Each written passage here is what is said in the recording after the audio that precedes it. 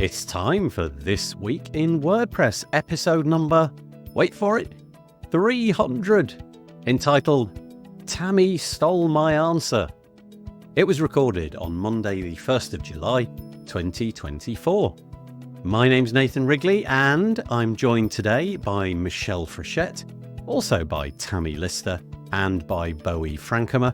It's a WordPress podcast, so guess what? We're going to talk about WordPress. First up, we talk about WordPress 6.5.5 and also 6.6, what's new, what's coming. Tammy goes deep into all the exciting things that you can do with themes. We spend a lot of time talking about an initiative to make it a lot more straightforward for volunteers to help sponsor WordCamp events. And I don't mean sponsor as in reach into their pocket, but to assist the enterprise of getting sponsors into things like WordCamp US, WordCamp Asia, and WordCamp Europe. We also talk about the fact that Corey Miller and Katie Richards have joined A2 Hosting as part of their endeavor to reach out into the community. Also, a potential snafu. WordCamp Europe next year in Switzerland conflicts with a major Muslim holiday. What should be done about that? We also get into a security-related incident where 5, well, maybe even 12 now, plugins on the WordPress.org repo have been distributing malware, much to the plugin author's surprise. And all of that is coming up on This Week in WordPress. This episode of the WP Builds podcast is brought to you by GoDaddy Pro, the home of managed WordPress hosting that includes free domain, SSL, and 24/7 support. Bundle that with the Hub by GoDaddy Pro to unlock more free benefits to manage multiple sites in one place, invoice clients, and get 30% off new purchases.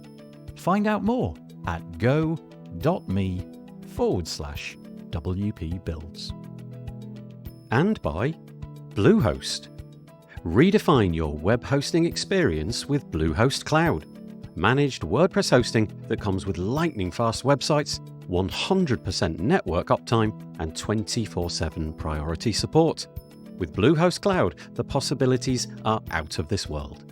Experience it today at bluehost.com/cloud. And by Omnisend. Do you sell your stuff online? Then meet Omnisend. Yes, that Omnisend. The email and SMS tool that helps you make $73 for every dollar spent. The one that's so good, it's almost boring. Hate the excitement of roller coaster sales? Prefer a steady line going up? Try Omnisend today at omnisend.com. That moment when you realize you've forgotten to embed the chat onto your website so that the chat won't work, and then you hurriedly go around YouTube and find the correct exactly, Tammy. So there was quite a lot of that going on, but nevertheless loads of people have managed to make comments regardless of the fact that the chat wasn't. So that tells me that you're not going to my website. You're doing it on YouTube, which is fine because I know they send out the emails and all that. But thank you so much for joining us today. Really appreciate it. It's episode 300. Wow. 300. I'm going to say that again. It's episode number 300 of This Week in WordPress. I was going to celebrate in some way, and then I fell asleep on the couch about an hour ago. And so the most I've managed to do is color the word what in the show notes. Each letter has a different color. That's the extent of my energy into turning this into a significant episode. But I'm really pleased that we've got this far. Here's to the next 300. But as always, joined by 3 fabulous guests. First off, we got Michelle.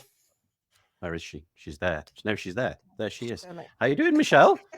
I'm good. How are you? Yeah, really, really, really nice. Very nice to have you with us once more. Thank you. So I'll just do the quick bios of everybody. Michelle Frechette is the Director of Community Engagement for Stellar WP at Liquid Web. In addition to that work at Stellar WP, Michelle is the podcast barista at WPCoffeetalk.com, co-founder of underrepresentedintech.com, creator of WPCareerPages.com, the president of the board for Big Orange Heart, director of community relations at Post Status, author, business coach, and a frequent organizer and speaker at WordPress events. She lives outside of Rochester, New York, where she takes nature photography, and you can find her website, which is meetmichelle.online. Very nice. We gotta update that. I gotta Ooh. get you my new bio Is because there I'm executive director of Post Status now. Oh, yeah, I probably copied and pasted that from an old field in our shared No spreadsheet. worries. Yeah, you're right, but I didn't even spot it as I was saying it. But yeah, executive director of Post Status. That was ages ago as well. There's no excuse, Michelle. I know. I mean, come on. I apologize about that. It's all good. But very, very nice to have you with us. We're also joined by Tammy Lister. How are you doing? I'm fine, thank you. How are you? Yeah, good. We're going to have fun with Tammy's audio today. It's entirely possible that Tammy will go mute at various points because that's what's been happening prior to hitting the go live button. We'll see. These platforms are ever so fun. The bio that I've got for Tammy is much, much shorter, and it goes as follows: product designer and creator.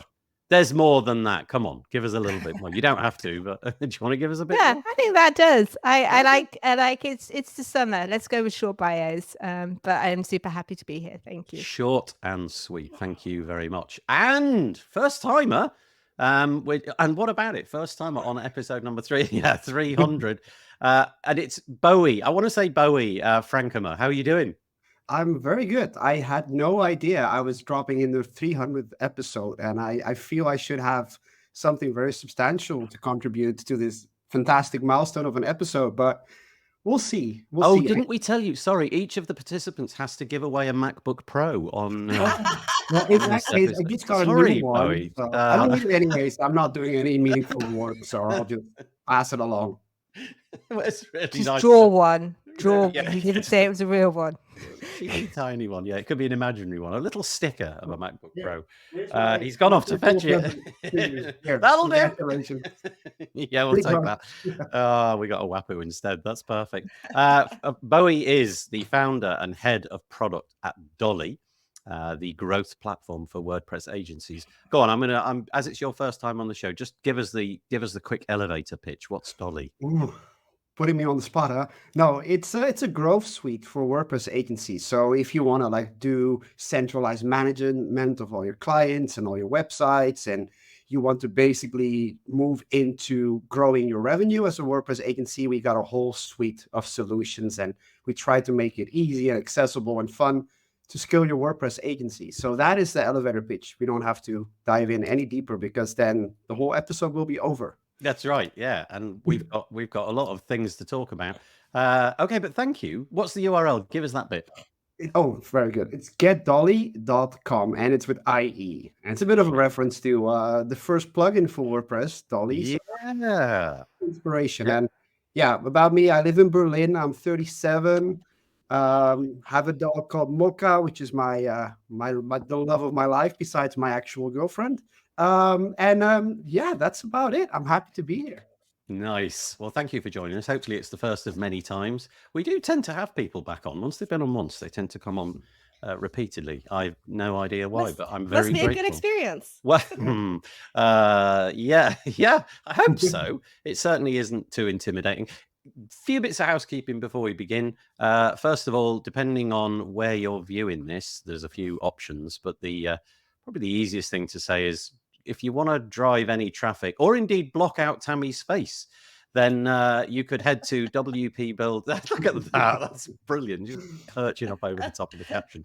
WPBuilds.com/live. Send people there. The YouTube captions, or sorry, the YouTube chat is embedded there. However, if you don't like that and you would rather just use an anonymized chat, you can do that by on the same page. If you go to the top right of the video, it says something like live chat. I can't remember exactly what it says, but you can use that so you don't have to be logged into anything. So send people there. I would be most grateful. That would be great. The other thing to mention is that no, that'll do. I think that's probably all I've got to mention in that case. But we have a few people who've made some comments, so thank you very much. If for some reason the chat isn't working, then just keep persevering. Or sometimes we have a bit of a disconnect with what's on YouTube and what comes through to this platform, so I'll try to keep my eye on both. But here we go. So Nero, congratulations on show number 300. Here's to many more. Thank you. That's really kind. Birgit, who was on Birgit Pink. This is not Birgit White.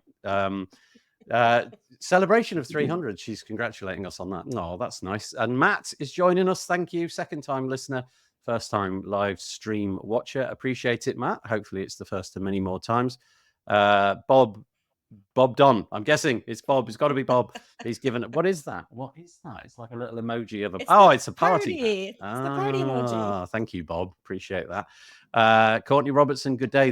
Now, okay. Bowie won't know about this. We always have weather reports at the beginning. No idea how it happened. Well, I do. It was Peter Ingersoll. We do. And it's his fault. Definitely blame Peter. And it kind of started a trend. So here we go. The heat in mid-Atlantic states has temporarily lifted. It's 15 degrees centigrade, 60 degrees Fahrenheit, and it's breezy. Thank you for that. Appreciate that. Hey, Bob from Do the Woo. Let's celebrate our dear friend. No, I don't like the self-congratulatory stuff. Breaking news. BB Press just shipped an update 2.6.11 led by JJJ. That's John James Jacoby, right? Have I got that right? Yeah, good. I didn't want to get anything wrong. Elliot, who lives down the road from me, he lives in Brid. I live in Scarborough, Scarbados, as we like to call it. And thank you for joining. I know, Tammy, I know, but that's what we do. And then Cameron Jones is coming all the way from Australia. Gosh, and here he is, the man, the myth, the weather forecaster extraordinaire. It's beautiful, sunny morning here in Connecticut. It's 21 degrees centigrade with low humidity and a bit of a breeze. Mostly sunny skies. Congratulations on 300. Thank you so much. And it keeps coming. 300 episodes, says Marcus Burnett. At least half of them have been... At least half of them have been really great. That's great. Thank you. Just kidding. I love starting my week with this show and all of these wonderful faces. Yeah, if you're in the UK or Europe, it's kind of Monday's all not quite over, but you're getting towards over. Whereas in the US, I am always surprised that a bunch of people tune in because it's like the first thing on a Monday morning. But there you go. And Marcus is giving us a little love heart instead. Fun fact, says Cameron. The first time I heard WP Builds was the 100th episode epic giveaway. Well done on getting to 300 live shows. Thank you. And Dennis joining us, main WP Dennis. Congratulations, Nathan. There we go. That's what we got for you so far. How do I make that go away? Tammy, we don't want that there the whole episode. No, there we go. Great.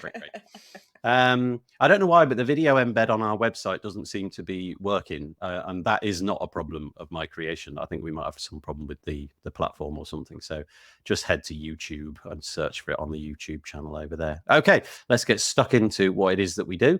First thing to mention is this is our website, wpbuilds.com. If you want to stay up to date with the bits and the pieces that we do, typically this show on a Monday, which then gets repurposed, recycled, comes out on a Tuesday as a podcast and a video. Stick your email address in that little white box and then click the subscribe button. And then we'll send you two emails, one about this and one about the show that we do on a Thursday, which is a podcast episode. Quick thanks to our sponsors. Firstly, GoDaddy Pro. You can see there, they've been sponsoring us for many, many years, and I appreciate their ongoing support. We're also joined fairly recently, probably about a month ago, by Bluehost. So thank you for their new participation. And then joined this week, first week, by Omnisend. So thank you to them for helping us keep the lights on over here. I really do appreciate it. That's really, really remarkable. Okay, let's get stuck into it. So WordPress 6.5.5, it was a automatic release. Hopefully you got this. It was a security one. I don't really have a lot to say, except I quite like this sentence.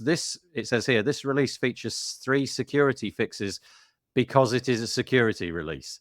It actually, I've said it incorrectly because there's a full stop in the middle, but I read it that way when I first read it, and I thought it was quite funny.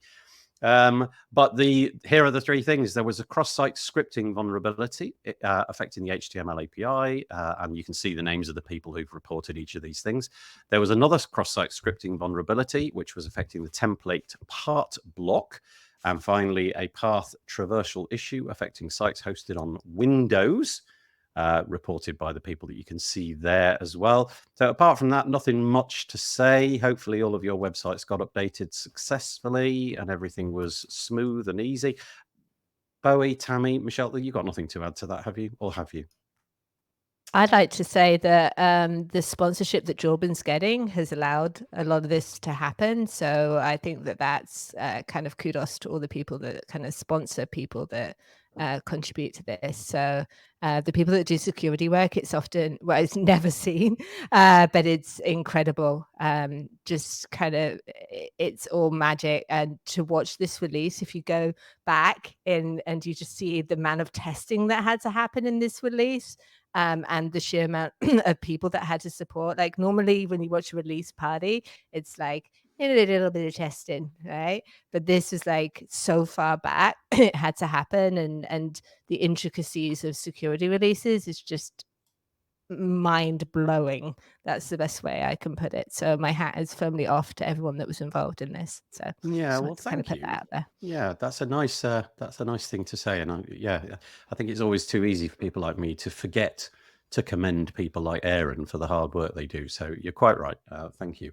On that point, actually, by pure coincidence, if you listen on Wednesday, if you go to wptavern.com, I have an episode coming out with Aaron Jorbin all about minor releases and why they're more important. And he actually fully deep dives into the process of getting a minor release out, because they don't often get the light that they deserve, and there's a lot going on.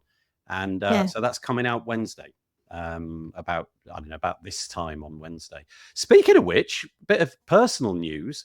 For reasons unknown, the WP Tavern website has looked like it's been kind of dead for a long time. And I don't mean dead, what's the word?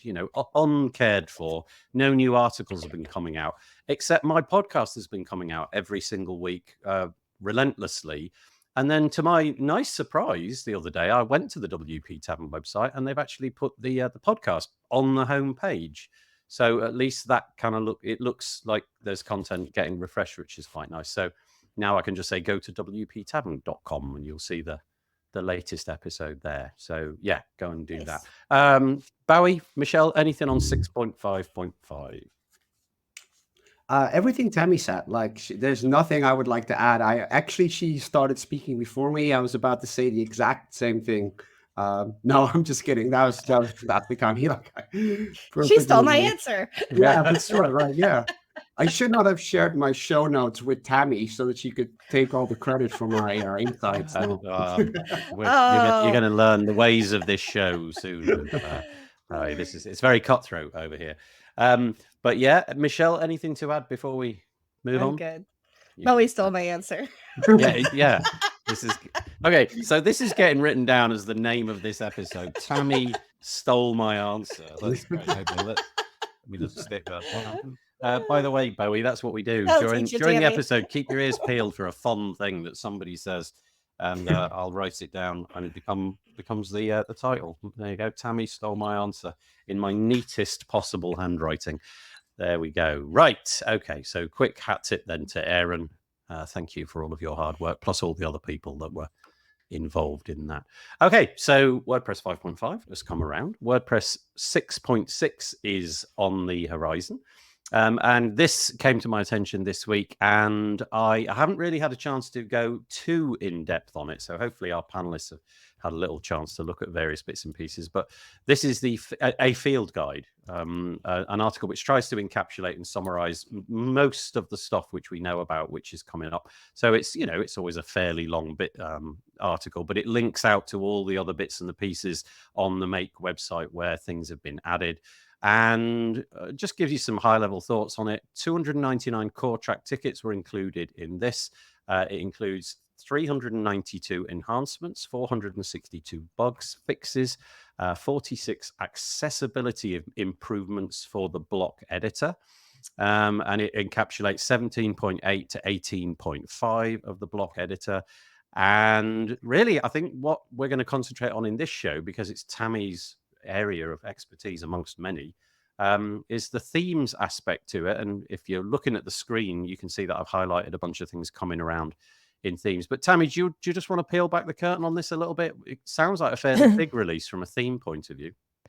Yeah, it is. I also wanted to call out something not listed there, which is one of my side favorites, which is the site-wide background images. Just because the hacky things you had to do before. I think that's a really amazing thing. Just checking my sound's working as well. It is. Yeah, I can hear you. And forgive the coffee. So I wanted to say, like, I think when you see the new version 3 of Theme.json, that's optional. And I think that needs saying before anything. You do not have to have Theme.json 3. You can choose to opt into Theme.json 3. You can just potter along as if you wanted to have it, if you want to support older versions. But what this is really doing is taking a lot of things that people had before in themes, either making them visible as settings, or just making it easier to do, from section styles to presets. So presets is a good example of where maybe you had to have a global style before, just for colors or typography. You now can use a preset for that. Super cool, super fun. Again, using JSON files, but all of these things are things you were doing before in a maybe more roundabout way. You can now do in a more official, easy way. Okay. I guess that's the best way. And fun things like grid, but be gentle. Don't sneeze too near grid layout yet, because it's still kind of getting there and baking. Yeah, and registering aspect ratios is something also. But there's hallway hangouts, there's videos, there's all these kind of supportive things to look at. And I would suggest kind of watching those and go through those first, because if you jump into something like grid layout without maybe watching a demo on it, you might, if you want to waste a few hours and get really deep, that's entirely your headspace, but maybe have a good soundtrack to do that. Okay, so we'll come to some more specific things like the articles that I'm sort of putting on the screen now in a moment, but just roll down here. So there's a whole bunch of things, and there's a bunch of miscellany as well, to do with the block editor and what have you. Interactivity API, it says it includes updates for the interactivity API, such as a new async directive, support for derived state props from PHP, integration with Preact dev tools, and new warning messages. HTML API, the update includes helpful maintenance release for the HTML API. The work includes a few new features and a major improvement to the HTML processor's usability. And then I guess this is fairly important. Hopefully everybody on this show, at least anybody watching the show, has not got this problem. But WordPress 6.6 drops support for PHP version 7 and 7.1. My suspicion is if it begins with a 7, stop using it. But anyway, that's a fairly big deal. So that's all of the bits and pieces from there. As always, I will link everything that we mentioned today in the show notes, which will come out tomorrow. So you'll get those. But then, Tammy, was there anything specific? You mentioned about this Theme.json version 3 where you could kind of opt into it. Was there anything specific in this article in which Alex Lendy, I don't know how you pronounce that. Yeah, so there's some really good walkthroughs and steps. If you only want to support the latest, so if you're just experimenting yourself, I would encourage you to try it, because what it allows you to do is cut out a lot less code. And that's the kind of too long don't read on particular settings. So if you kind of scroll down some of the presets, rather than declaring them, you can use defaults. So a lot of defaults kind of came in earlier, and by changing this version, and it is a breaking change, but this breaking change is needed to set the groundwork for easier things in the future. The thing is, you don't know what you don't know when you start on these journeys with the JSON files. And our very first version of JSON didn't maybe envisage, and it didn't, that we would have all the presets, and that JSON would become, we could hope and dream it could become the backbone that it is now. And if anyone has created using it, it's incredible. It really is, to just be in that space. But there's so much, like, our custom section is growing, and we are able to not do that by having more presets like this. So it's kind of really hallway hangouts are the best thing I can recommend for people who are starting to explore with this. And there's quite a few around themes, but just try using as many of the default settings in one of your themes. That's also one of my recommendations, because a lot of these things have those, and then you can add your custom kind of like scales and things. So you don't need to always do that. And that just means faster theme creation going forward. And then you can choose to override those if you want going. I guess it also means a bit more of a, I don't know, more straightforward interface for end users of themes a little bit. So the interface for the end users doesn't necessarily change. It's more that you have the option just to be able to not have to configure it from the start, and you just have good defaults that you can just spin up a theme. So it basically comes packaged with like underscores, to put it bluntly, and those packaging things to kind of hark back to the day are already baked in. That's the best way to kind of frame it. So you can just call on those without by one line without having to like declare every single piece. But this is just for one section, and then kind of where things go. Don't have a crystal ball. No, but no. sometimes things need to be broken because you can't foresee where things are going to be when you start the journeys. You can't make an omelette, Tammy, without No. breaking eggs. I mean, I'm a vegan, so you can just break the tofu. Well, yeah. You can't make a vegan omelette without bashing the tofu.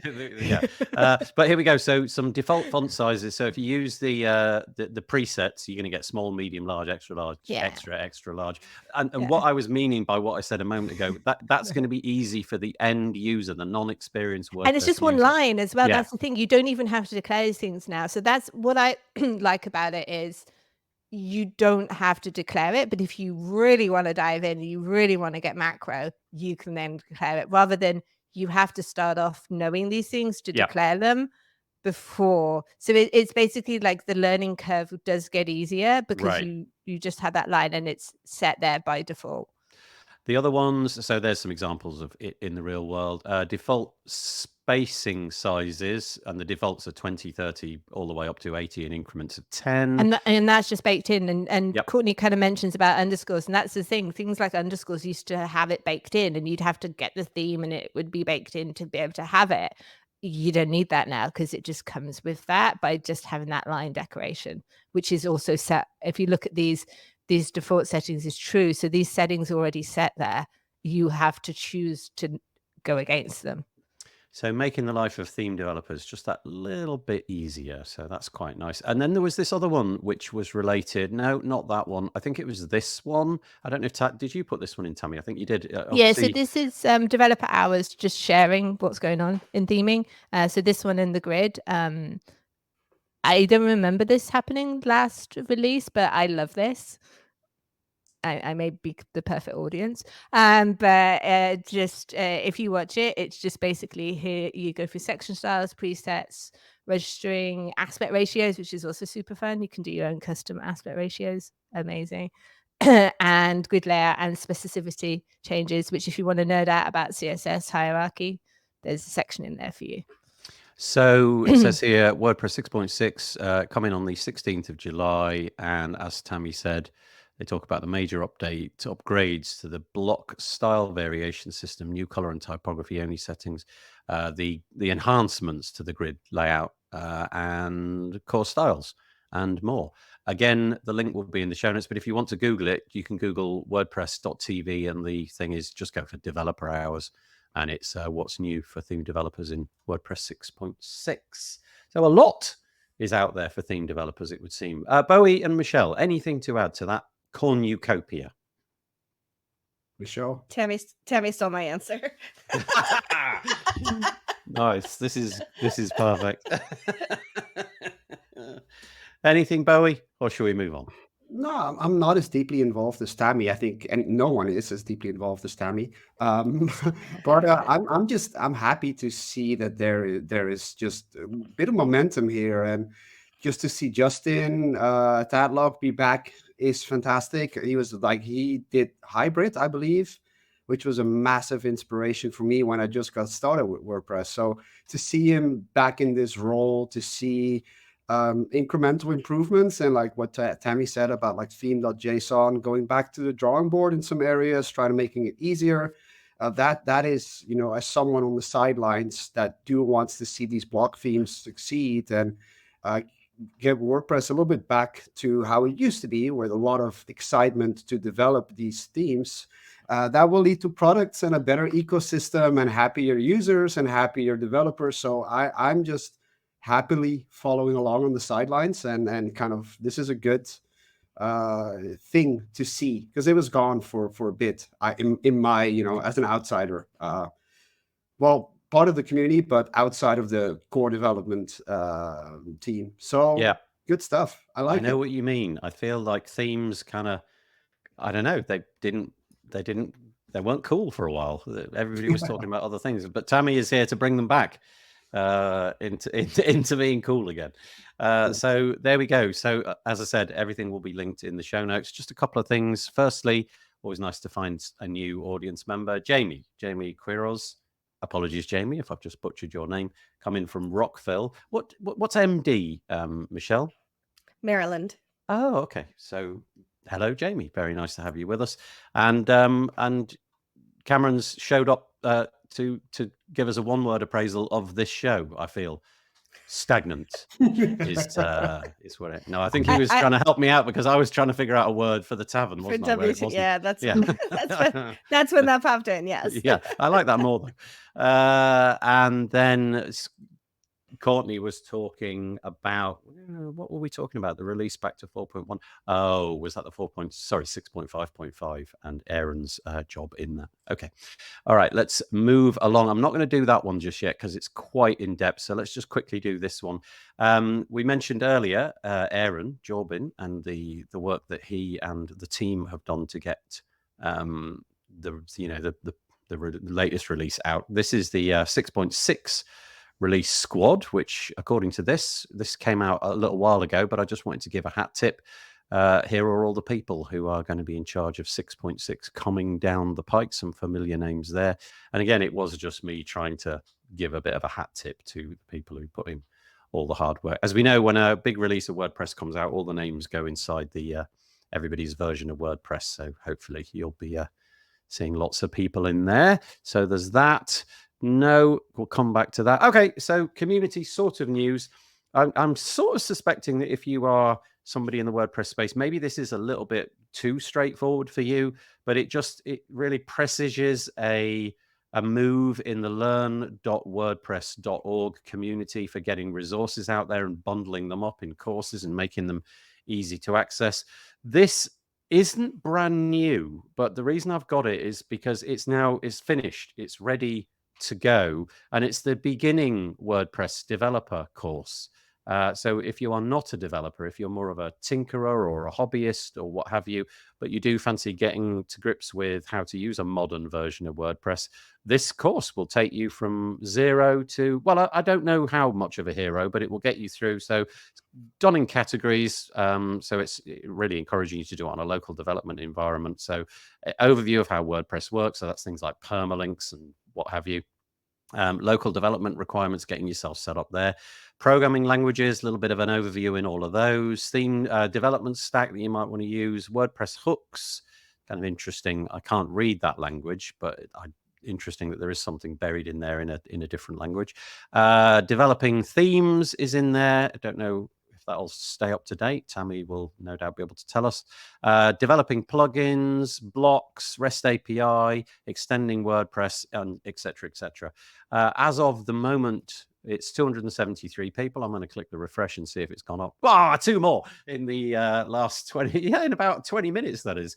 Keep clicking refresh and the enrolled learners just keeps going up. Anyway, I just wanted to give a massive, massive shout out to the Learn crowd.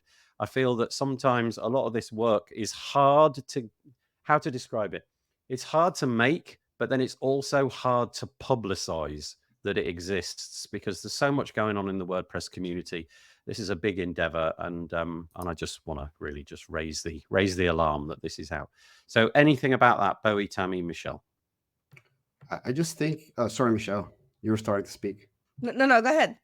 Oh, I was just thinking it's like a massive undertaking. Like I've tried to do courses. Like I've done one for Dolly for our customers, and I thought, oh, it's not so hard. I'll just start writing and then I'll put it in a course, and maybe get some help from ChatGPT, kind of make it make sense. And then I realized it's incredibly hard to summarize, in my case, a relatively small product, and then to see this course. The only thing for me, as looking at this, it deserves more attention, right? Like it's kind of sadly tucked away under learn.work.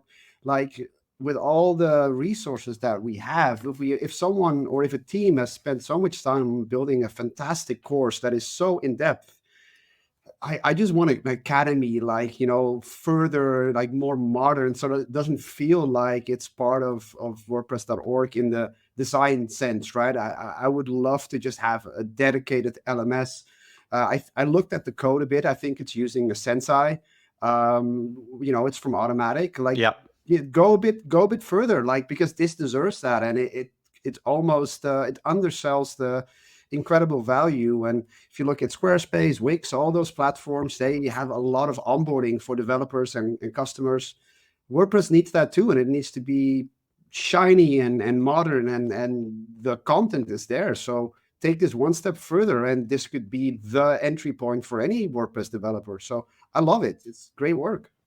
Nice. Yeah, that's a really good point. The marketing of it, I think, is really difficult to achieve because obviously there's, at the moment, I don't know anything about budget or, how many automatician hours are put into this and all of that. But yeah, I think you make a good point. Another nice thing, of course, in the modern era of WordPress is just things like this little button, which reads "Practice with WordPress Playground."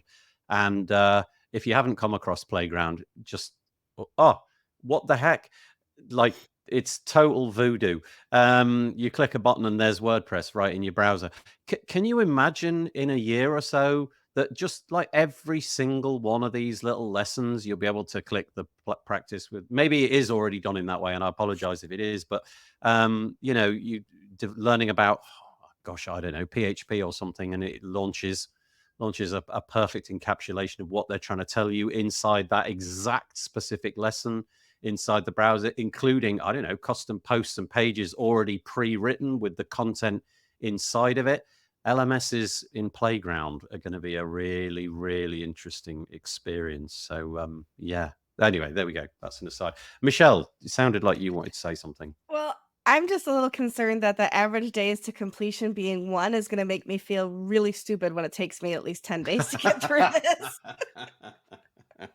Yeah, that's a It good looks like point. a lot for one day, but Yeah, I don't that's a know good point. where Yeah, that's coming from. yeah. But yeah, I'm excited about it, and I may actually do a couple of those courses just to get a feel for it. So The nice thing about the fact that there's no, there's no paywall around it or anything like that is you can yeah. just drop in and drop out, can't you? You just, you fancy just learning about, I don't know, the Mhm. installing WordPress or HTML and what have you. The other thing that I would add at this, goodness knows how difficult it's going to be to keep this up to date because of the changes that are happening in WordPress. So if we just took the theme development bit, obviously Tammy's just pointed out a whole bunch of stuff which, in here might have to change. But even things like the HTML spec, which is constantly undergoing changes and what have you. So there's that concern. One of the nightmare things, I think, is creating content which you can't allow to go stale. But hopefully people can keep this going. So, Tammy, anything to add? I think it opens up to if you're just from a hiring perspective, we're all amazing and we're all incredible, but we kind of presume that everyone knows how to use WordPress. And there are incredible developers that don't know how to use WordPress, and being able to have them empowered to take those skills and apply them to WordPress is interesting. So I'd be curious whether some of, like, if they knew PHP, whether it's like the WordPress PHP and different things like that, the kind of interpretation. And I've been in agencies where that definitely is the case. They're incredibly skilled, but the kind of knowledge transfer that they have to do, interpretation. So I think there's just such a place for that. And a lot of agencies have that as part of their onboarding. So being able to offer this course rather than having to kind of add extra courses or kind of having to write your own course just empowers people as well, or just adding it in as part of the mix. I know it says for developers, but I've also found that a lot of the Learn resources are really good for people who are in product or even selling WordPress in agencies, because they get to understand what WordPress is in a really kind of powerful way as well. So Learn is just a great resource. Kind of interesting. I just clicked on one of the links and just went in on the very first, one of the first items in the entire course. You can see it's the top one here. And so here's the LMS structure of it. And you obviously get the video itself, which interestingly is on YouTube, which is kind of nice, I guess. So there must be publicly available. I mean, all of this must be publicly available to just consumers of YouTube, which is quite nice. I don't know quite how it's organized over on the YouTube side, but you know, you can see a lot of work has been put into this. That's lesson number 1. And at this point, I'll just raise Courtney's comment. So she says, well done, training team, and Jonathan Bossinger, who's an automatician on the beginning WP dev course. Can't wait to see the site refresh rolling out later this month. Oh, I'd forgotten about that. Yeah, so we'll have a more modern take on it. Yeah, I had forgotten. Thank you. Michelle, I have a bunch of days. I have a hunch, that days completion will change when more people complete the course. Yeah. Otherwise, right now it looks like 275 people completed it in one day. Yeah, that's right. Okay. Okay. And Courtney also says, I think the completion score are for the early testers of these courses. I'm Yeah, sure so it maybe is, the early yeah. testers have got skin in the game. There's a post on the Courtney, thank you so much. There's a post on the training team seeking feedback about what content the team would update every release or not. Please give feedback. What would your thoughts be on that? Every release seems like a bit of a burden, but equally, if you don't do it every release, quite a bit of that stuff will go out of date. I mean, it would be lovely to have the notion that this was always up to date, but I mean, you'll know, Bowie, if you've got a product, it's just, you know, you develop a new feature and suddenly you've got to change like 18 knowledge-based documentation pages, and keeping up is a bit of a nightmare. Yeah, but I stopped teaching WordPress in 2019 when Gutenberg came out, because I would have to change the entire course that I created. And even though I know Gutenberg now, I was like, yeah, I just never got back into it, because changing and updating coursework is a behemoth of a job. Absolutely. Sorry, Bowie. No, exactly. I was about to say the same thing. And it's also, I think what Courtney also kind of, kind of outlines that there's a pretty good vision. There's a new website coming. There's a structure in place to update the course when it needs to be updated. I think that will only get better, right? So what I was thinking, what Tammy referred to, like, I would like to see, just looking at how people, the time they have to learn stuff these days, it might be a bit intimidating. It's what the joke Michelle made, right? Like, oh, I'm intimidated by the 1-day completion. I would probably have that same sense. Like, if everything is at some point stable and we figured out, okay, this is actually a good resource, I would like to see potentially, by doing some splitting up of lessons or making lessons a little bit more generic, you can repurpose the same lesson for different audiences very quickly. So you can kind of mix and match individual lessons and say, hey, this is the agency onboarding course for WordPress. This is the developer onboarding course. This is the absolute beginner, end user. So I just see a lot of potential here. And I would love to see the redesigned version of this coming out. And then I hope, but that's my personal kind of opinion, maybe a little more granular, like smaller courses that could be offshoots of this big course, if maintainable, would be fantastic as well. I think one option could be things you should know in the latest release, and that's like a good that's something that constantly and yes, we do have the field notes, yes we do, but being able to like have a section on Learn where you go and you can take like a test. I know I like tests, I'm weird, where you can go through, that could help everybody. There are the workflows and AI, but it's a workflow that you can do for updating screenshots and find and replace now that do help with releases, as opposed to like the old manual way that we used to have to do it. So I think there is an easier way to update things, but every release having to update all the documentation, particularly with data views and the design system changes coming, could be a little bit of a task going forward if we don't have some automation behind that, which I imagine we will do. Gosh, honestly, the more I'm just clicking about inside this course, which I confess I didn't do prior to starting it, the more I look at it, the more profoundly impressed I am. We are really, really fortunate to be in a community where this kind of stuff is going on, because, it doesn't have to happen. Nobody is required to do this. And yet here it is, just gratis for free. In this case, done by Bossinger, who is an automatician. So I don't know what the financial constraints around that are, but amazing, absolutely amazing, and a great help to anybody, positioning WordPress as a really Regardless of credible. that person or he or it's working for Automatic, there's obviously a lot of care and I would say almost love in describing this because, like you say, like that's the thing. You start like, oh, let's make a beginner development course, but in this case, you can see you're gonna be starting from the absolute, assuming that the developer knows nothing in the best sense of the word. So that is where the tension, that like final 10-20% for someone to actually understand, that's often the stuff that's usually skipped because we cannot go back to that state. It's like, VCR manuals, remember? Like you had a DVD player or a VCR and then it was completely, it was just, could be a different language. You had no idea what was going on because all the stuff was skipped. And that's why you ended up with like 500 pages. It seems like what's happened here is just a fantastic, really smart way of taking the time to explain all the components, and then you can just choose to skip a couple. But yeah, fantastic, really. I was lucky enough at WordCamp Europe to chat to somebody, and I'm just trying to remember. It wasn't Eneco, it wasn't Riyadh. Who was it? I've forgotten the name of the person, but it was somebody who is highly active in the Nigerian WordPress scene, particularly in schools, and they've made WordPress a part of the curriculum, the actual school curriculum, because they can draw a line between employment and this free open source easy to download piece of software. They can see that if they put some time in with children at school, that they can have a credible job which is not bound by the constraints of geography or anything like that.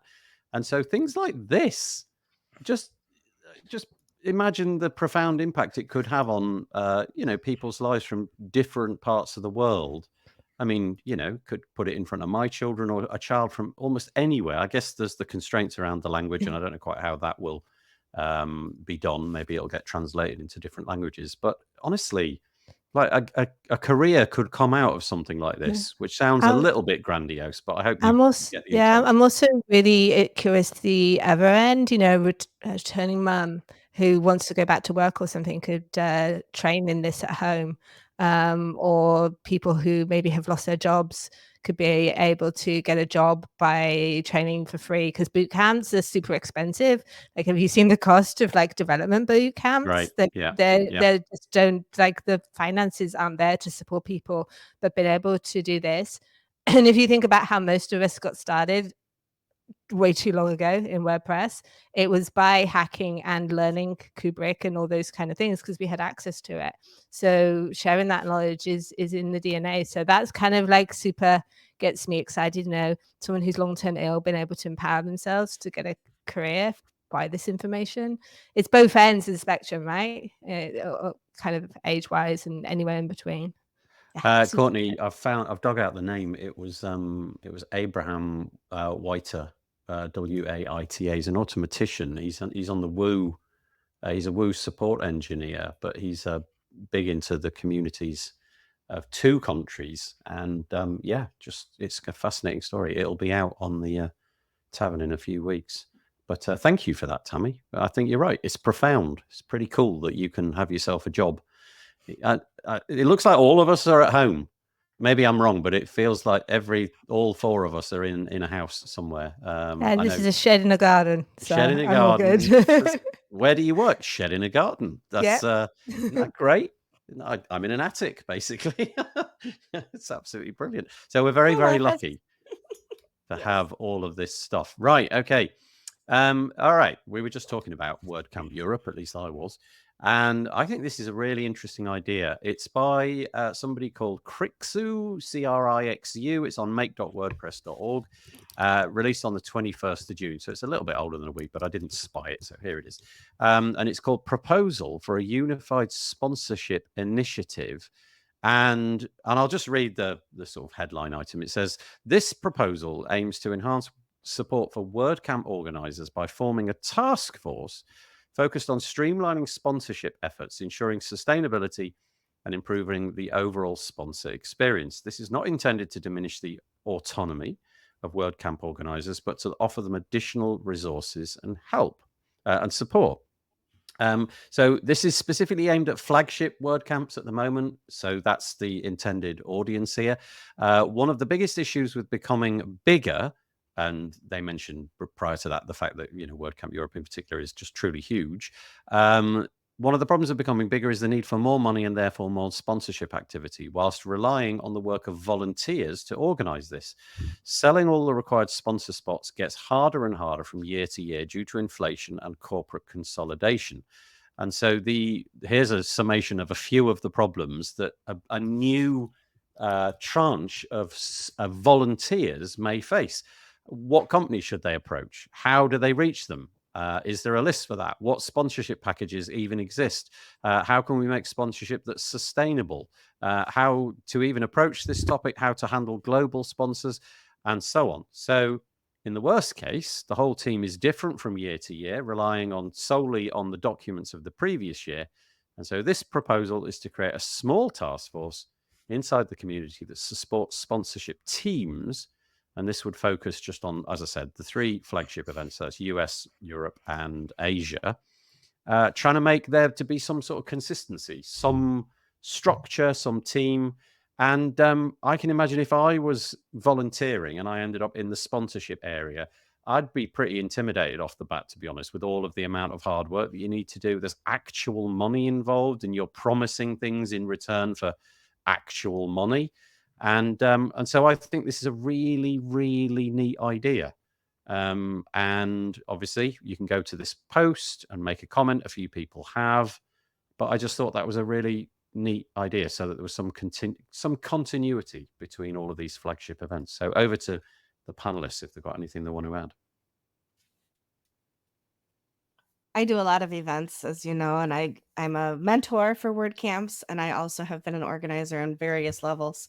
And I think having some basic guidance like that, even for the smaller local camps, is really helpful. Also, like just having a list of companies maybe you're not supposed to approach because they, somebody said to me, "Oh, can I ask?" I can't remember what company it was, and I'm like, "Well, they're a global sponsor, so you can't ask them for more money. That's there's a limit to how much we can ask certain sponsors, and getting local sponsorship is always the goal. But also, most of us are not fundraisers. We're not, putting together events isn't our primary business for sure.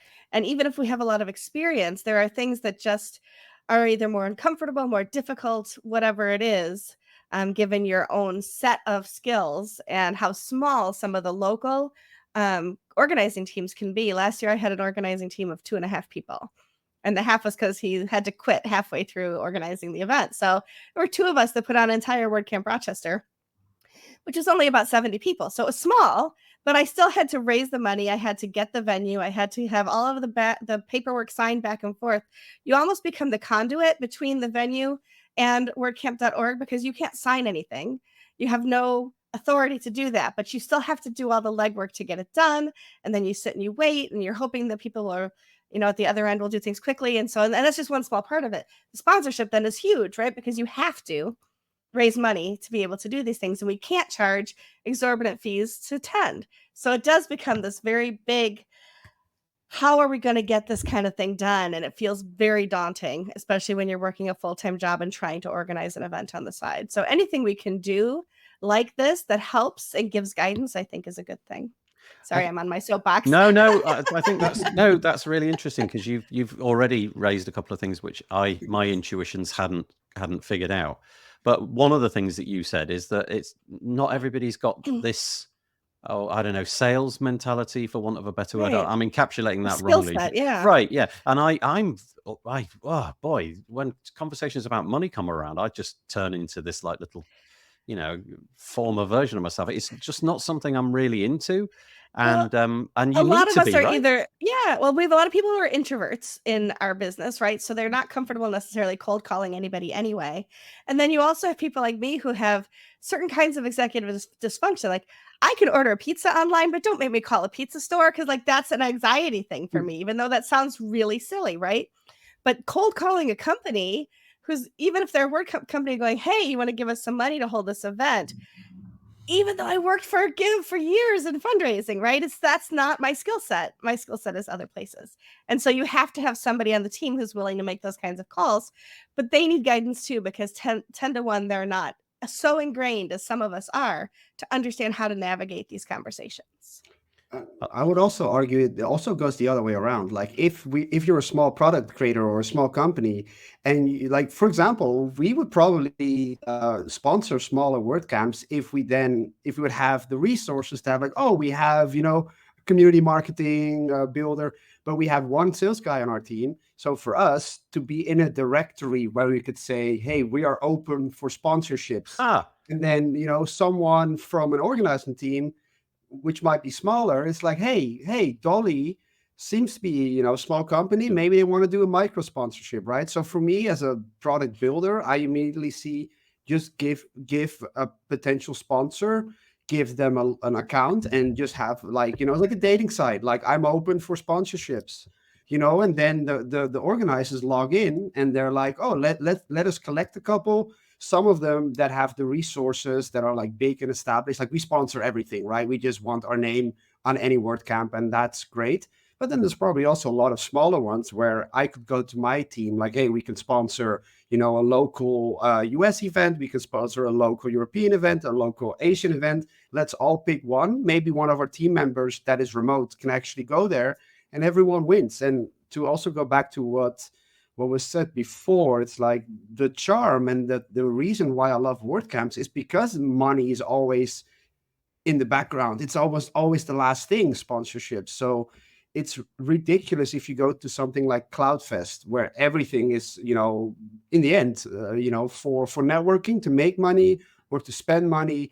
And then you go to a WordCamp and it's night and day. Even WordCamp Europe, there's at no point you feel it's not a community event, but a commercial event. It's like, it's not even in anyone's kind of, maybe if you're networking to make a relationship with something or someone, but the feel of a WordCamp is completely non-commercial. And that's also why maybe sponsorships, which are increasingly important, it's not their first, well, probably last on the line of motivational things for people that want to join organizing a WordCamp, if you know what I mean. So that needs to be made easier. So I think it's a great idea.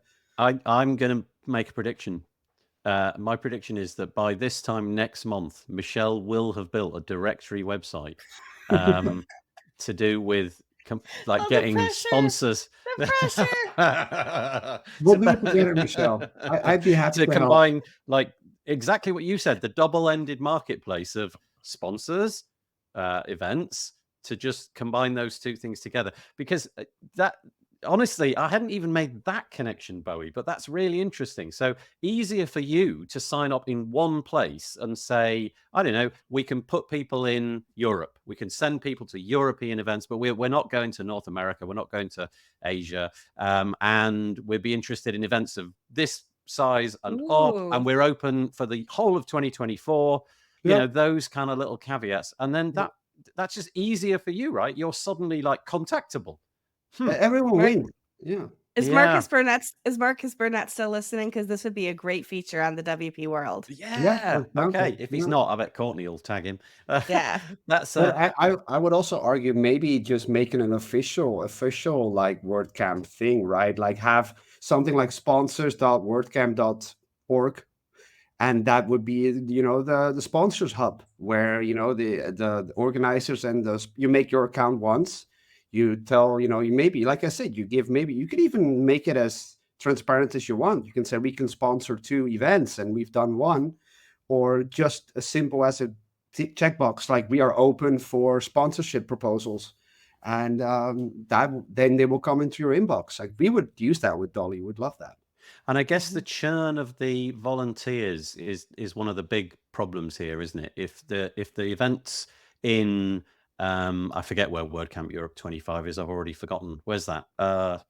Basel. There you go. It's Switzerland. Yeah. So if the organizing team in Switzerland is quite likely to be largely different from the organizing team in Turin. I mean, by coincidence, they're actually fairly close geographically, so that might not be the case. But if it was, say, Spain and then Poland or something like that, the overlap's going to be quite small. And so everybody's got to start from a complete standing start. So the sponsor people have got to learn who to contact, learn how they can contact, and what have you. And I'll just put this proposal back on the screen quickly, because here's the idea, would be to...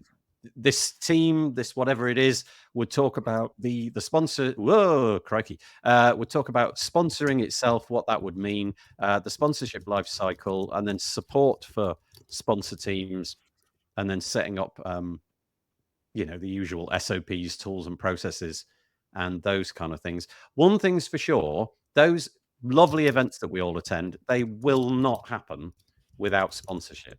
And so making that process as easy as possible will free up the time from all of the volunteers to do other things that they might want to do. And look, as if by magic, Mr. Burnett says it sounds like a good idea. You heard it here first, but Bowie gets the credit because it was... No, I don't. I think if you go up a little bit on the page, first of all, like CRM of up to date, a little bit down. So I think the person who wrote this proposal gets the credit, because I just reacted to the brainstorming session.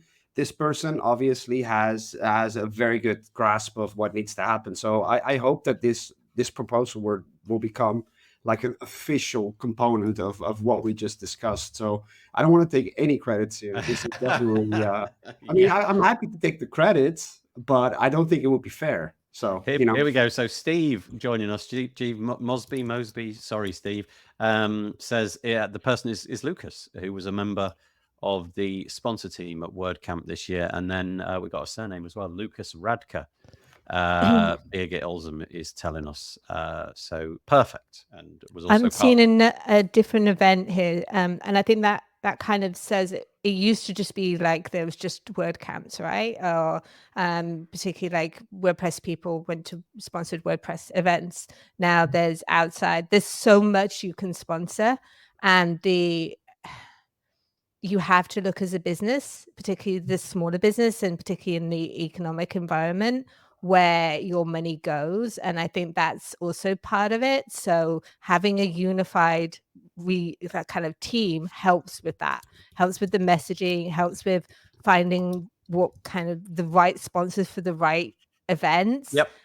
Because it may be that you are not the right sponsor for a flagship, and you are not going to get return, and that is totally groovy. It might be that you are the right sponsor for a particular event on a particular thing, and that could be incredibly good for your business. And those are kind of the things which I think, looking at the lens of particularly from a product perspective, we just get better as an ecosystem if we find the right sponsors for the right spaces. Otherwise, people are just going to sponsor big events and just not see the returns that they want or need, and then that also doesn't give the right event. So it's kind of like you can't overpromise, as you were saying. Like it's but I also wanted to flag there is a handbook that is being created over the years and handed down through generations and generations of WordCamp Europe and big flagship event people. So there is information, but there's in these silos. So by all these people sharing it, they're sharing all that information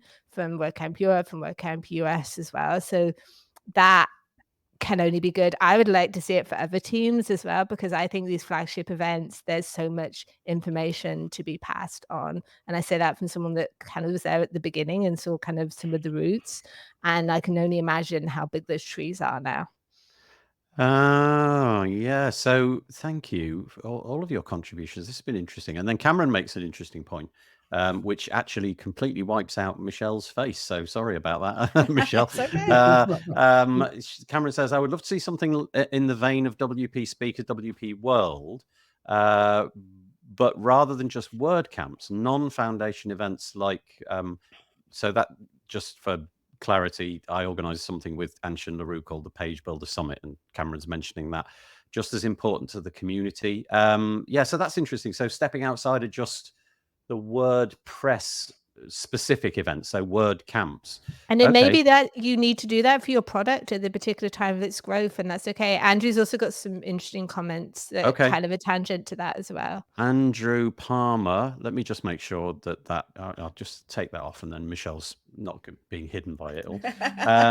It's Andrew Palmer joining us, says, I must have received 100 or so emails, connection requests, etc. from WordCamp Europe sponsors and attendees. It's getting much more commercial behind closed doors. What do you mean by that, Andrew? Do you mean you were sort of inundated to the point of being sort of slightly, it's too much? It's too much of a deluge? What were you meaning there? I'm sorry, Andrew, that I sent 98 spam emails from Dolly. And I did the other two. If you discount those 98, I think you got 102 because 2 were mine as well. Yeah. Mine must have been in spam. Okay. Also, those 300 business cards of Dolly I sent to you, that was a mistake. Obviously. Sorry. This is ideal. Oops. Maybe it's time to admit WordCamps need to take a nod from the CloudFrest to get more sponsors and allow them to commercialize it. Yeah, this came up, didn't it? I feel it was like a couple of months ago, something about what do sponsorships, what can be allowed within sponsorship at WordPress events, things like, I don't know if you noticed, but at WordCamp Asia, right at the end, the sponsors all had this little moment where they could go on stage and give away the prizes that they'd been offering in their booths. And it was kind of nice to round the event off like that because it ended on a bit of a high. It was a bit like it was a bit like something you watch on telly, a bit of a game show kind of feel to it, where the people in the audience were getting excited because they had a chance of winning things. So mucking around with it a bit like that. Oh, so the opposite intuition from Andrew. He was pleased to receive them. Okay, got it. Good. Sorry. Yeah. Great. Happy to hear So I just put in the chat, Nathan, the WordCamp US is doing something kind of working in that direction with their showcase day, where if you have created a product or something, I can't remember exactly how it's said. One moment. It's okay. I can put it on the screen. Yeah. Here we go. This piece, the breadth here. of possibilities. Yeah. Oh yeah, this is the extra day, right? This is day 4. Actually, I think it's day 2 of the schedule, something but it's like that. it's Yeah. a 4th extra day. I haven't really got my head around what this is. Do you? Can you sum it up, or are you? Basically, like what it says, what a showcase day. It's an opportunity to see the breadth and possibilities of what WordPress offers, from high profile, large scale projects to niche creative implementations.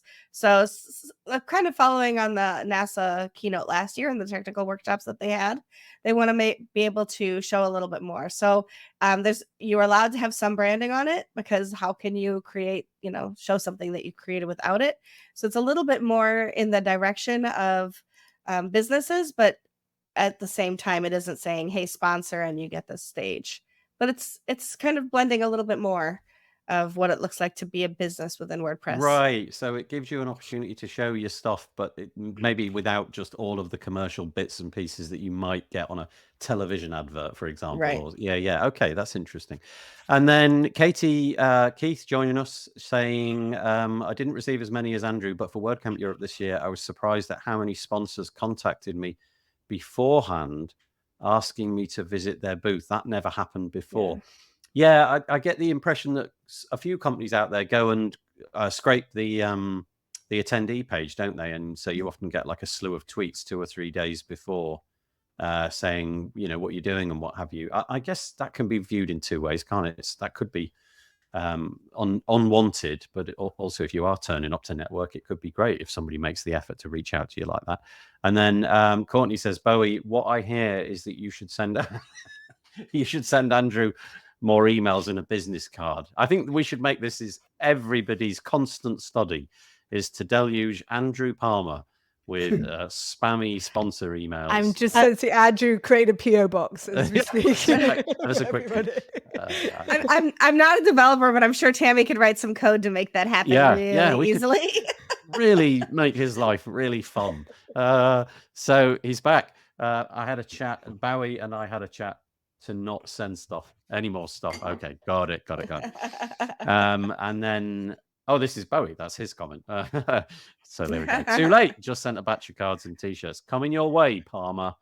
Hope you had a nice time on holiday, by the way. Hope you enjoyed your time where you went, which was quite nice. Me and Tammy sat with Andrew Palmer in the airport on the way home, and that plane and was spread late. the COVID joy. Whilst She wasn't the only one who got it. Did you escape it, Andrew? If you did, then you're getting the right kind of stuff through the mail. It's the only souvenir I bring back consistently from WordCamp Maybe this Europe. episode should be called Spread the COVID Joy. No, maybe not. Okay, moving on. That was a really interesting subject, though. Honestly, fascinating. I think that's a great initiative, a great idea, and make I don't know, just make that whole process a whole lot easier. Okay, back to community news. This time, certainly one face familiar to me, but I think two familiar faces. This is to say that Corey Miller, and do forgive me because I don't know the other person. It is Katie Richards. They have a new role.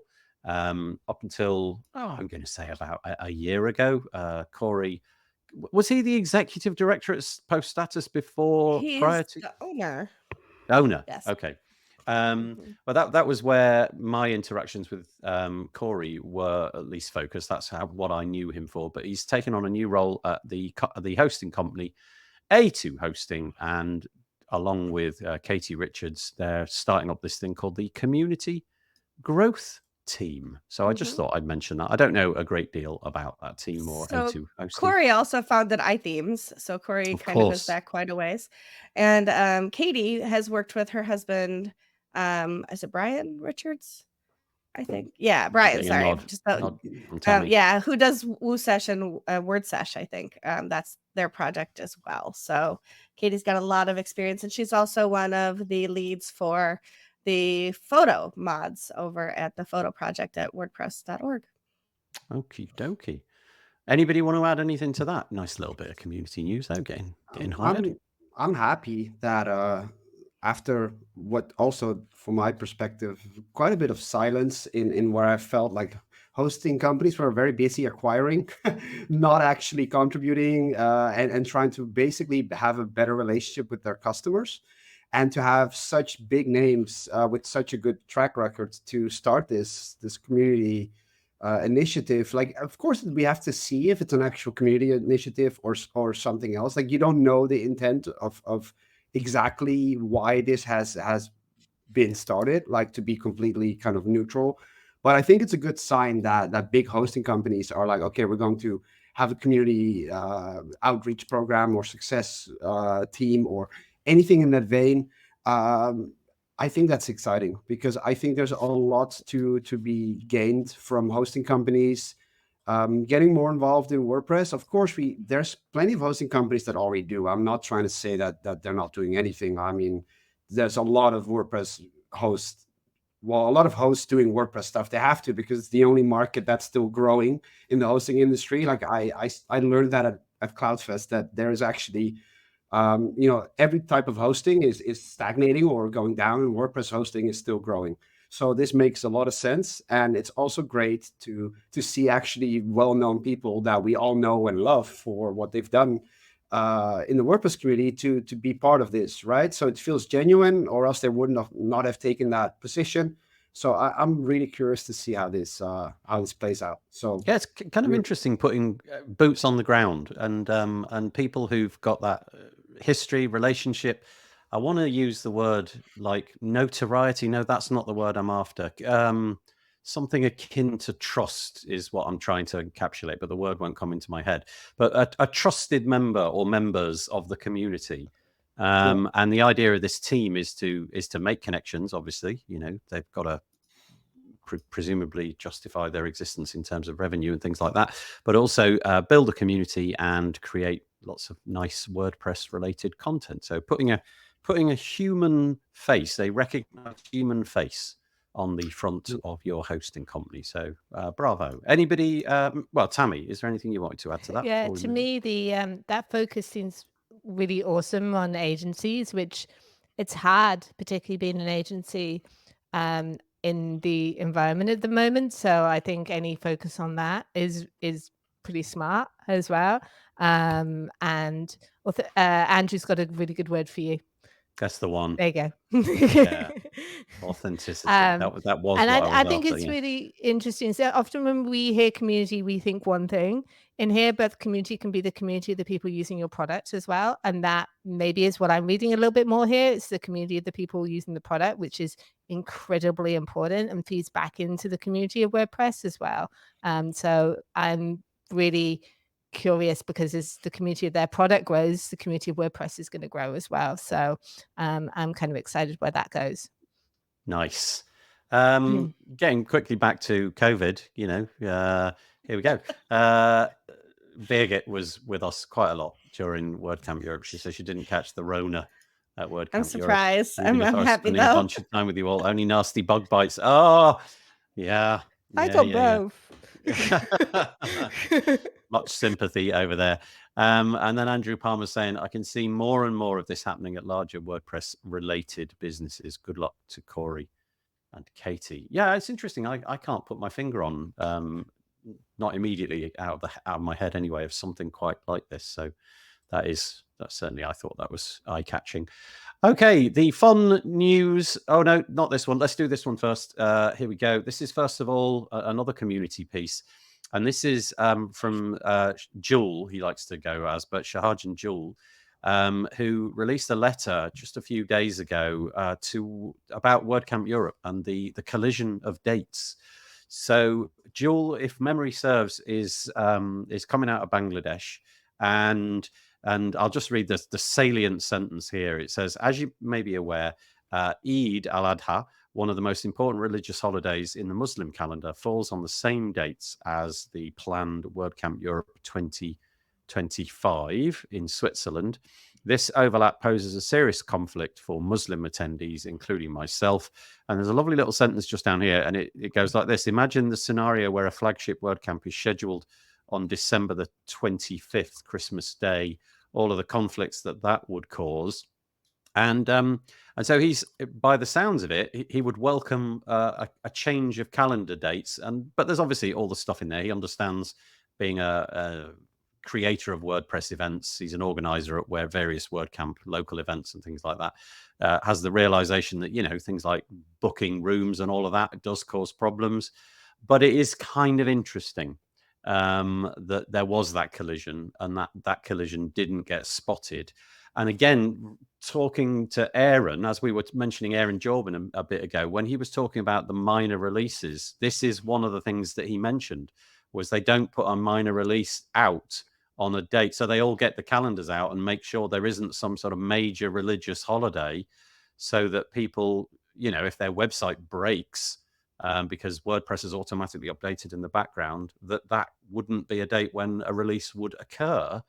And yet this one seems to have slipped through the net. I don't know how to square this circle. I imagine it's going to be very, very difficult to unpick what's already been set in motion. The event, the date, the publicity, the actual venue.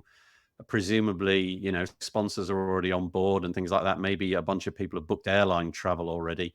But I guess it's just a bit of a, can we bear this in mind for next time? So again, over to you, the panel. I think it happened before as well, 2 years ago. Gosh. So that's why I can completely empathize with the frustration there. And I think what was said by someone on the team of this year is like they had an incredibly limited window of when it needs to happen. And then they only had this specific venue available for this specific date. And that was their only option. So I'm not sure if they overlooked it. I'm sure I cannot speak on any of that was just what I saw. It's like they find it probably incredibly unfortunate. And I mean, if it was up to me, like everyone should be able to attend. And like the Muslim community who are like, why are you doing this at this weekend? Because it's literally one of our most important celebrations of the year.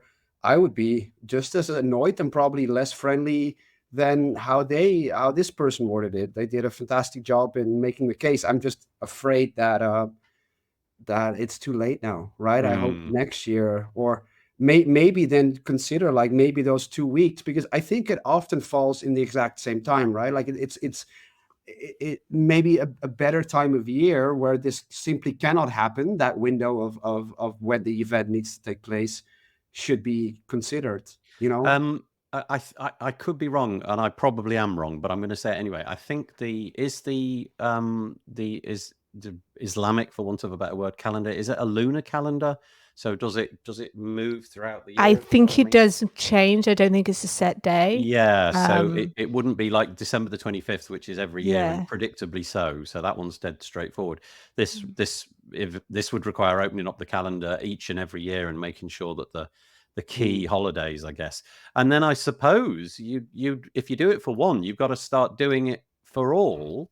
So I don't know what that would leave us with as well if we had this, hodgepodge of different calendars like the Christian calendar or whatever calendars, just line them all up together and find that there's not so many overlap. I don't know how difficult that would be, but yeah. It does strengthen his argument, saying like this would even not happen with Christmas, right? So how can it happen twice with this? Right. So that's I think that is a very fair point. Like then obviously there is something going on where you just don't consider the Muslim community well enough, right? Like that would be my conclusion. It's probably not what's going on, but it is the end result. So I can completely emphasize with their frustration. It's not a small religion either. It's a major world religion. Yeah. And it's one of their 2 major holidays that they have. So it's Okay. We don't often touch on the subject of religion, but that was kind of an interesting one because it collides with, the WordPress community perfectly. So there's the open letter. I will link to it again in the show notes, and it has comments open, so you can go and lend your support to that. But have to see what comes of that. All righty. We'll move on because we're a bit late. So we'll go to, oh gosh, I mean, really do we have to deal with this? So Ars Technica, this was just the first place that I saw this news story. It then got picked up by more or less every outlet on the planet that has anything to do with technology or the internet. Backdoor slipped into multiple WordPress plugins in ongoing supply chain attack. So this is like the this is the security problem that just is so great because you infect one package and you've then upon update you've upset everybody who's using that plugin. So I'll just read. Security is not really my strength. So Ars Technica said on the when was this? This was the 24th. So this story has probably changed a little bit since then. WordPress plugins running on as many as 36,000 websites have been backdoored in a supply chain attack with unknown origins, security researchers said on Monday. I believe it was actually WordFence. So far, 5 plugins are known to be affected in the campaign, which was active as recently as Monday morning. And again, it was WordFence which reported it. Unknown threat actors have added malicious functions to updates available for the plugins on, wait for it, WordPress.org.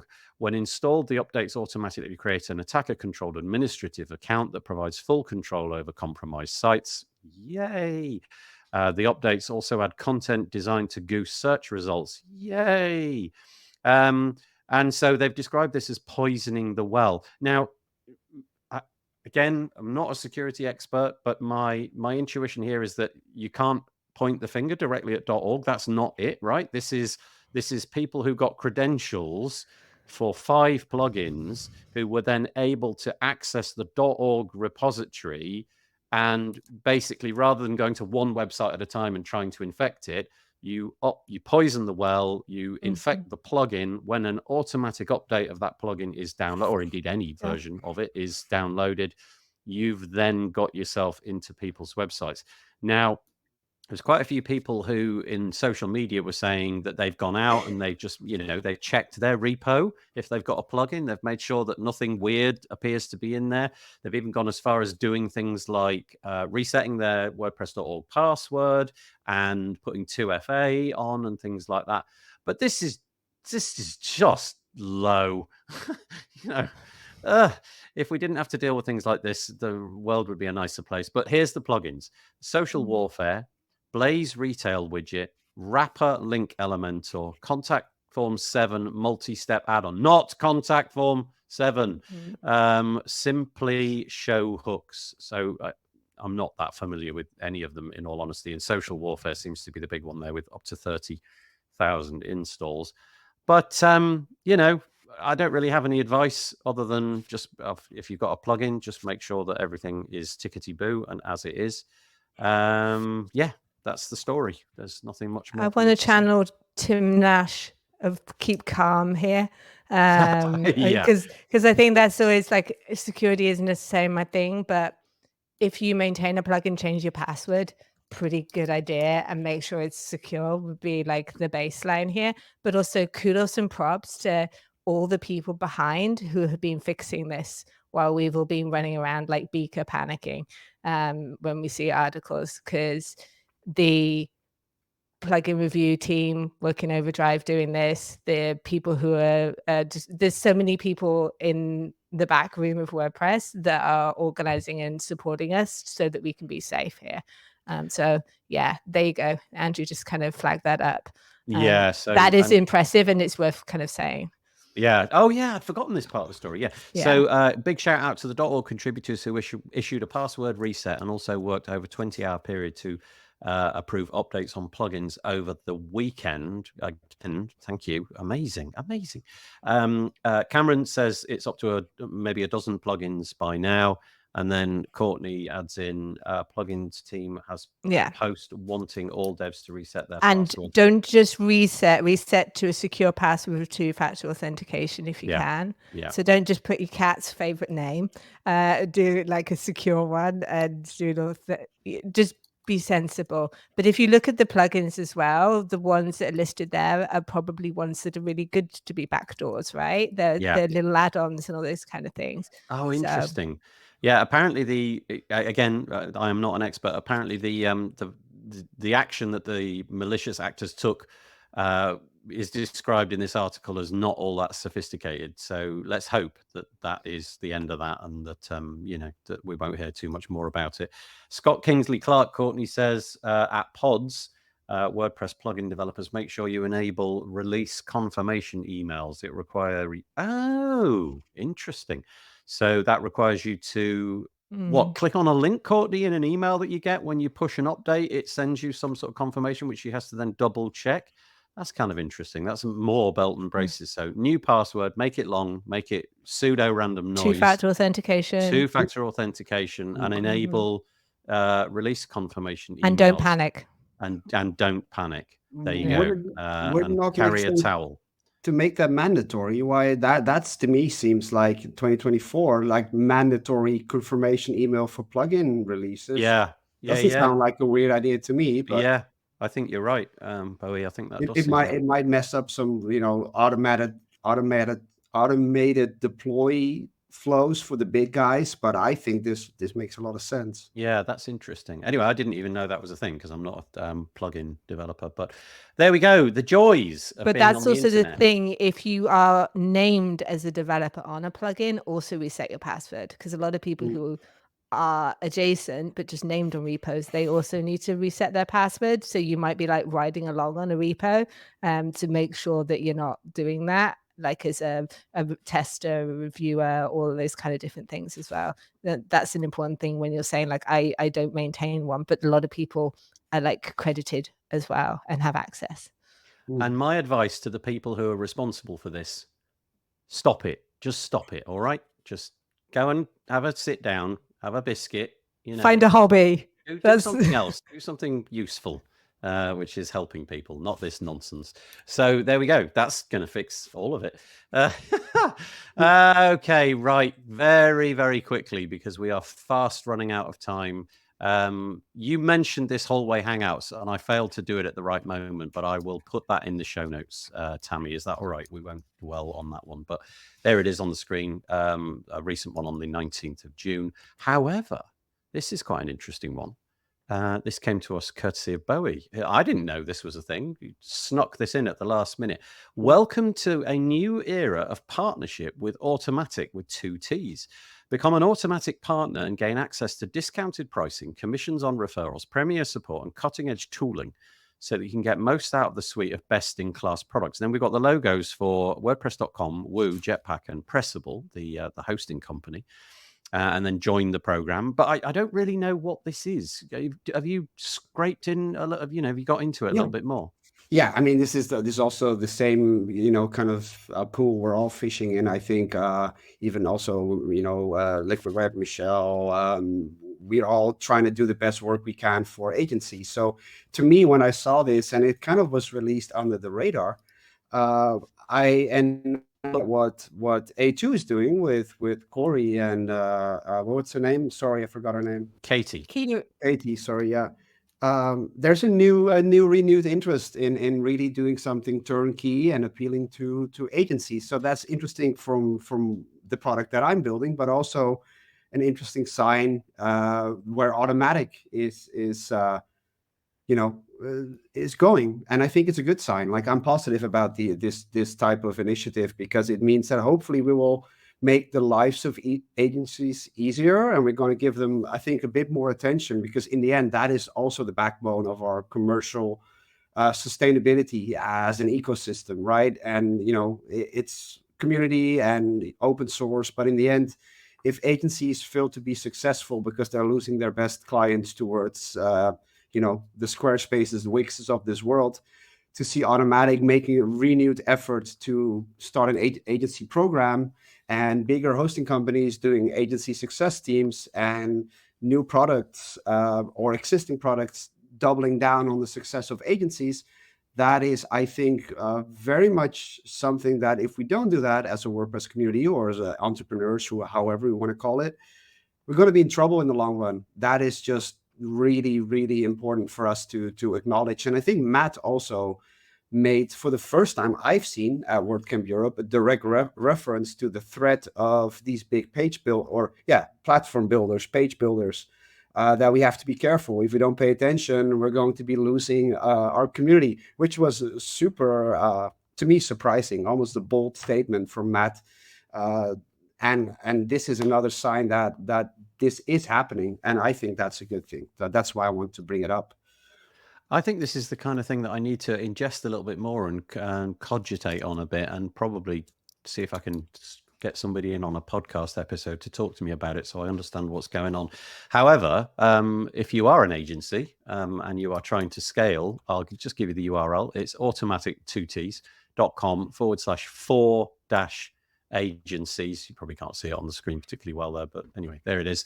And here we go. We've got a join the program button. So I'll dig more into that as the days go on, and see if there's something interesting for another week there.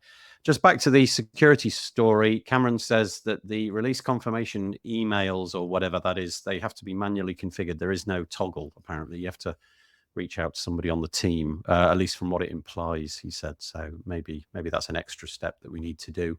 I think that's it. We've gone over. I apologize about that, but that was it. That was the super special party edition of this week in WordPress, episode number 300. Woohoo! Sorry, I fell asleep on the couch basically, and so got to prepare anything. But it was quite nice having that extra 40 minutes of dozing. So there's my reward. Bowie, I'm so sorry about this. Here comes the slightly humiliating bit. We have to. We don't have to. It's not like anybody's going to tell you off or anything. But at the end, we always raise our hands like this so that I can get a nice piece of album art. Oh, look, you totally complied straight away. That's absolutely perfect. Maybe a little wiggle of the fingers there. Okay. Jazz hands. Jazz hands. Oh, I saw this brilliant image this week. It was an alligator in Florida somewhere. And it was, did you see it? It was swimming in a lake. And for some reason, it had its little hands, and they've got like little hands, and both hands were just jutting out the water, and it just looked like it was doing. It really did look like it was. That's evolution I don't want to see. You can just replace my picture on the album art with that, and it's the perfect predator for jazz musicians all over the world. That's it. Anyway, we're done. Thank you for joining us. Firstly, to the panel. Thank you to Michelle Frechette. Thanks so much. Thanks to Tammy Lister. And thanks to Bowie, Frankema as well. Really appreciate it. Hope you'll all come back sooner rather than later. And thank you to you, dear audience member. We had lots of comments today, and that was really nice. And I appreciate all of the people giving us their time and attention, at the beginning of the week. Really appreciate it. So on that bombshell, I'll say sayonara, and we'll see you next week. Take care. Bye.